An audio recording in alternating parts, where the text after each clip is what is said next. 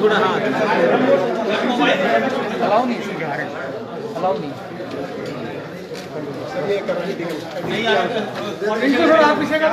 लो लो भाई mobile wait sir, wait sir. अरे मोबाइल नीचे करो भाई, किसका है मोबाइल?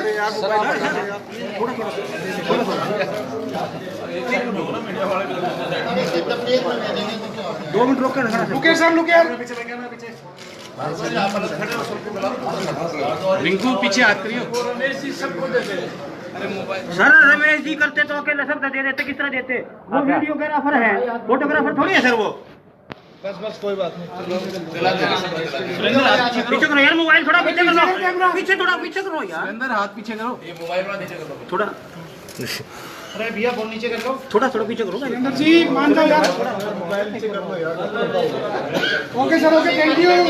कौन सा बोल रहे हैं? मेरा फोटो हो गया तो थैंक यू। हाँ शर्मा जी एक बार इस साइड में, इस साइड देखना चाहिए एक बार सर। हाँ सर। सर सीएम साहब सीएम साहब एक बार देखो सर इस साइड। जी सर, धन्यवाद। साहब इसकी कॉपी वो थे जनाब को खा रहे हैं। यार भाई क्या हो गया? आ जाओ ना।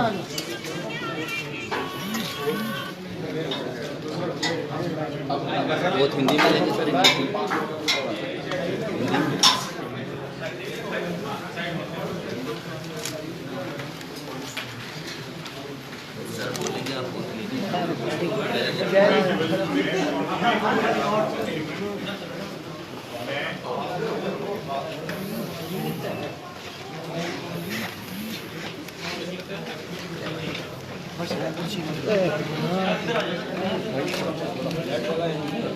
भाई कैमरा पीछे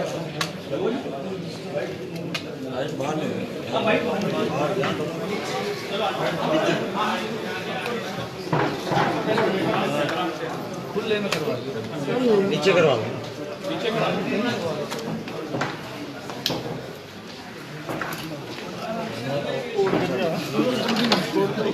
छोड़ दिया।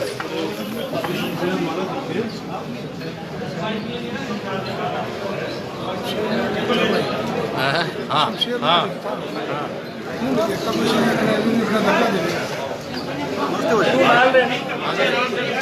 ताऊ जी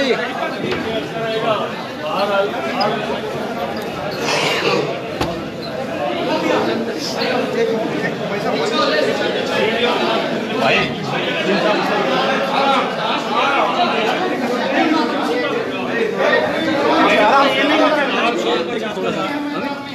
आराम से प्यार से आराम से आराम। अरे धक्का ऊपर। धक्का मत दो भाई।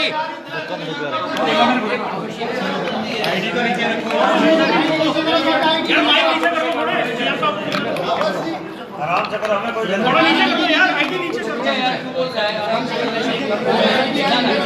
करें। सीएम साहब, आप नॉमिनेशन आए हैं, क्या रहेगा, किस तरीके से कहाँ नॉमिनेशन रहेगी जो आप जा रहे हैं? देखिए, भारतीय जनता पार्टी के सभी 10 के 10 लोकसभा प्रत्याशियों के आज नामांकन हो गए हैं। एक नामांकन 18 तारीख को हुआ था, 5 नामांकन हमारे 19 तारीख को हुए थे, 3 नामांकन 20 तारीख को हुए थे और 1 नामांकन आज रोहतक लोकसभा क्षेत्र का डॉक्टर अरविंद शर्मा का वो आज अभी हुआ है।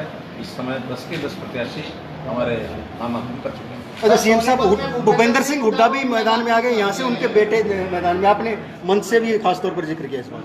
जो मंच से जिक्र कर दिया उसको अगर दोहराऊंगा तो फिर आप लोगों को अजीब लगेगा। बात तो वही है जो हमारे रामविलास जी शर्मा ने जींद में गई थी, अब उन्होंने बदला ले लिया।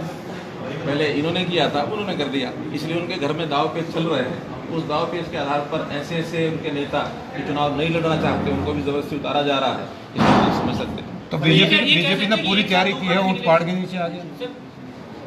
बीजेपी की तैयारी पहले से भी थी और जैसे जैसे समय बीत रहा है और जैसे जैसे घटनाएं घट रही हैं उसमें से निश्चित रूप से भारतीय जनता पार्टी की हरियाणा की 10 की 10 लोकसभा सीटों में जीत हमारी सुनिश्चित होती है। हरियाणा में नॉमिनेशन फाइल करवा चुके हैं, आप किस पार्टी को अपनी फाइट में मान रहे हैं?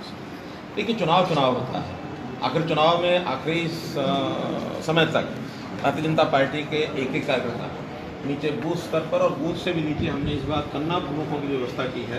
हर एक की जिम्मे 60-60 वोट की जिम्मेदारी लगाई है एक एक वोट की चिंता करके और चुनाव में ज़्यादा से ज़्यादा वोट जुटा करके और भारतीय जनता पार्टी भारी वोट बहुमत से जीते। जीत एक प्रकार से जिस प्रकार का जनता का एक माहौल है, उस माहौल में देश के प्रधानमंत्री नरेंद्र मोदी बनेंगे ऐसा तो हमारा विश्वास है।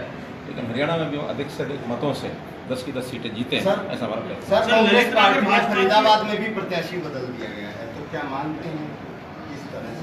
जो आप मानते हैं वही हम मानते हैं। सर क्या फिर भी आपको क्या प्रत्याशी बदलने का मतलब ये होता है कि युद्ध में, लड़ाई के मैदान में सेनापति को बदलना, जो सेनापति को ही बदल दे उसका युद्ध में क्या हाल होगा या युद्ध करते समय उनकी किस प्रकार की मनस्थिति होगी वो आप अनुमान लगा सकते हैं। सर क्या चुनाव में आ रहे हैं, क्या खबरें आ रही है कि भाजपा जो है चुनाव क्या कुछ संपर्क हुआ है? देखिए ये तो ललित नागर बताएं तो ज़्यादा अच्छा। ये सारे चुनाव में मुद्दे क्या रहेंगे? मुद्दे हमारे एकदम स्पष्ट हैं कि इस देश के प्रति देखने का दृष्टिकोण जो हमारा है और जो सामने विपक्षी पार्टियों का है वो जनता के सामने है।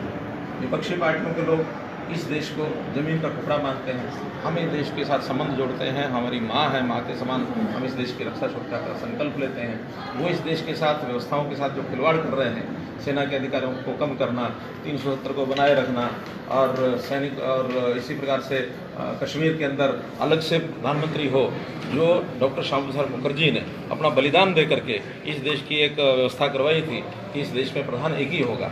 आज कांग्रेस के साथी चाहे उमर अब्दुल्ला हो और चाहे मुफ्ती मोहम्मद हो, जो कहते हैं कि जम्मू कश्मीर का अलग से प्रधानमंत्री होगा और कांग्रेस उसमें चुप है, तो आखिर इन सब बातों का अंदाज देश की जो जनता है वो लगाती है।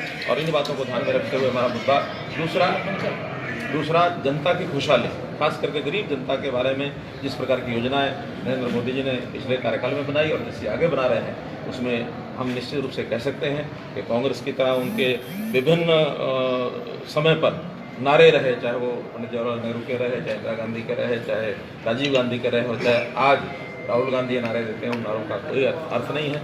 और नरेंद्र मोदी की सरकार में हम गरीबों के साथ इस प्रकार से खड़े हैं, चाहे वो आयुष्मान भारत की बात है, उज्ज्वला स्कीम की बात है, गरीबों का किसानों के लिए राहत देने की बात है, प्रधानमंत्री फसल बीमा योजना की बात है, इस प्रकार की सब योजनाएं गरीबों के हित में जो हम दे रहे हैं, निश्चित रूप से देश की जनता रोहतक की सीट पर सब नहीं, हर पूरे हरियाणा की नजर रोहतक की सीट पर। क्या विधानसभा चुनाव पे भी इफेक्ट पड़ेगा सर? देखिए जो सीटें किसी कारण से पिछली बार नहीं जीत पाए और उन सीटों पर विशेष प्रयत्न करना हमारा दायित्व है। और आगे मैंने खुले रूप से कहा है कि हमको भले ही देश में सरकार हमारी बन गई, प्रदेश में सरकार हमारी बन गई, लेकिन राजनीतिक राजधानी रोहतक है, यहाँ कमल खिलाना हमको भी आनंद देगा। अच्छा मुख्यमंत्री जी, जिस तरह से आप उम्र के हिसाब से जिस तरह से उम्र बढ़ रही है, लेकिन आपके चेहरे का तेज बढ़ रहा है, तमाम कैबिनेट के मंत्रियों का कितना आत्मविश्वास